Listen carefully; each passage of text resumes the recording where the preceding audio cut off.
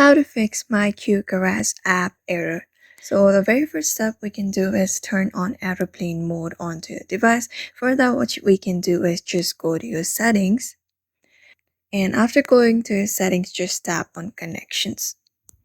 Here you can see the flight mode option. Just enable the option and wait for 4 to 5 seconds to disable the option. After disabling the option, you may see the changes. But even if this process doesn't work, then what we can do is just go to the Google Play Store.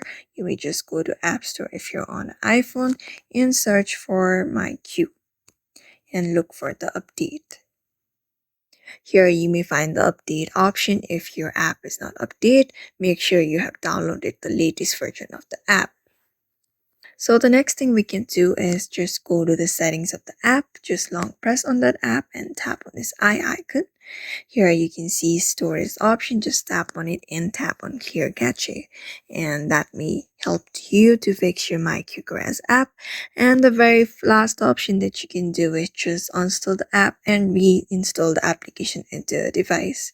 So I'm sure one of this method is gonna work onto your device. So in this way, you can fix your MyQ Garage app not working into your device very easily. So thank you for watching this video, and I hope this video was helpful to you.